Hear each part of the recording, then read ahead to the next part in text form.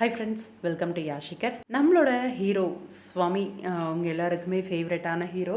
First வந்து கார்த்திகேயனவேலி அப்படிங்கிற serial மூலயமா ஒரு ரீப்ளேஸ்மெண்ட் கேரக்டராக அறிமுகமாகி இப்போ மகாநதி சீரியல்லையும் கலக்கிட்டு இருக்காரு. சீரியல் முடிஞ்ச மறுநாளே இவரோட மகாநதி சீரியலோட ஷூட்டிங்கும் வந்து ஸ்டார்ட் ஆகிடுச்சு. 13th உங்கள் எல்லாருக்குமே தெரியும்னு நினைக்கிறேன். அதை பற்றி வீடியோ ஷேர் பண்ணணும் அப்படின்னு நினச்சிட்டே இருந்தேன். அது அப்புறம் பேசுவோம். செப்டம்பர் 13 அன்னைக்கு கார்த்திகேயனவேலி சீரியல் முடிஞ்ச உடனேவே செப்டம்பர் 14 அன்னைக்கு ஃபர்ஸ்ட் டே ஷூட் எம்என்னோடது நடந்தது.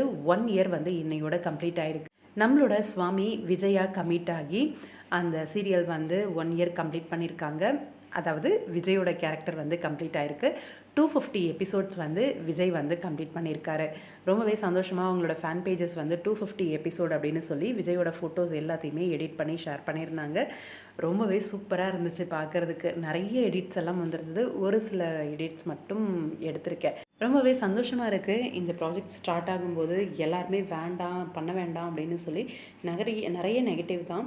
ஆனாலும் ஏதோ ஒரு துணிச்சலோட வந்து சுவாமி எடுத்து பண்ணி அதை சக்ஸஸ்ஃபுல்லாக்கி இன்றைக்கி ஒரு அவார்ட் வாங்குகிற அளவுக்கு அந்த சீரியலை வந்து கொண்டு போயிருக்காரு. அதாவது அந்த சீரியல் அவரோட கேரக்டரை வந்து கொண்டு போயிருக்காரு அப்படிங்கிறது ரொம்ப பெரிய ஒரு விஷயம்.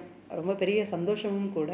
டைரக்டர் சொன்னார், விஜய் சிரிக்கும்போது நீங்கள் எல்லாத்தையுமே மறந்துடுவீங்க, விஜயோட கேரக்டர் மட்டும்தான் உங்கள் நினைப்பில் இருக்கும் அப்படின்ற மாதிரி. அந்த ஒரு நாள் வந்து வந்துருச்சு அப்படின்னு தான் எனக்கு தோணுது.